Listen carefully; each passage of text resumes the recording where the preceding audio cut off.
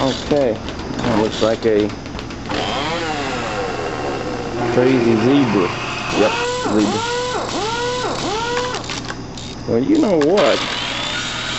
Looks like a zebra trying to say caution. You know what though? Ah, crap. Alright, we're back down here on this zebra looking thing. I decided to try and do some digital camo paint on this rascal. First thing I'm going to do is go in here and try to find some kind of square punch to use that's about the appropriate size. Of course, I'm going to base coat this back a lighter color to start with. Some kind of khaki, I suppose. I could take you on the journey with me to find the piece of square punch I'm going to need in here, but it's going to be a long journey, so I will save everyone from that. And I'm going to go here and get to looking for something.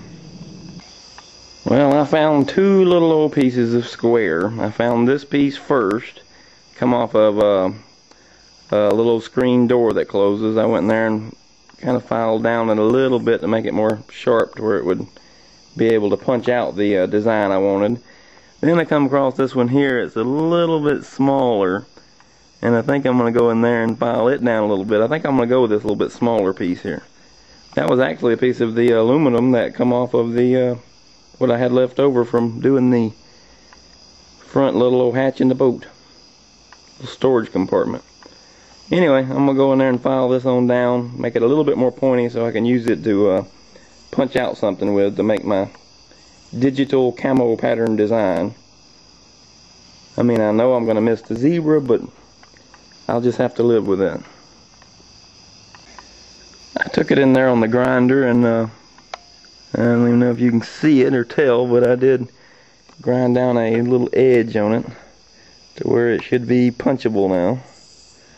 And whatever we find to punch for our painting design stencil. And that is actually what I'm going to do now. We got to go in here and hunt down something to punch good stencil type material.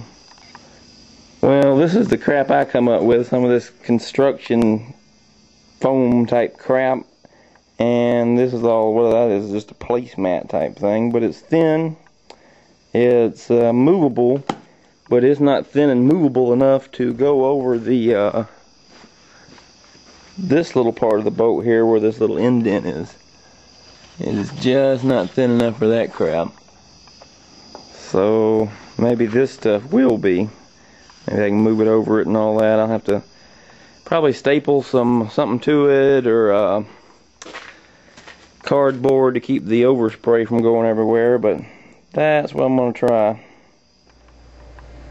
So far, this is how she's looking. Probably pretty hard to see. Let me put something underneath it. There. That's how it's looking so far. Just going through there and punching it out with this here we made.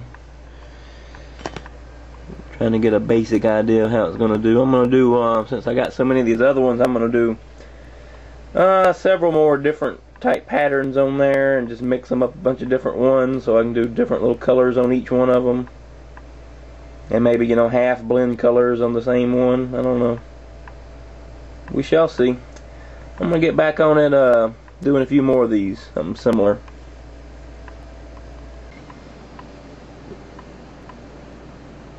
Still beating away at these little patterns here.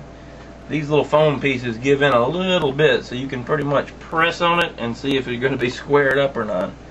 And then they'll go away, and you can retry it again if you're off a little bit. That one's a little bit better, but I need to go a little bit more over. Perfect.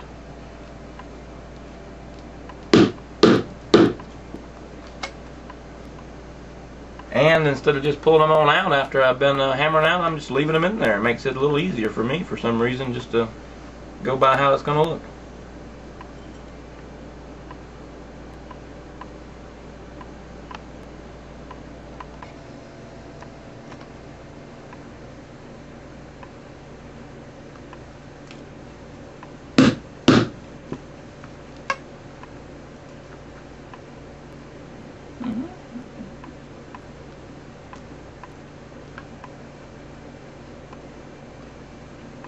thing about it, once you groove it down in there, push it down on there a little bit, just to see like that where you how you want it to be.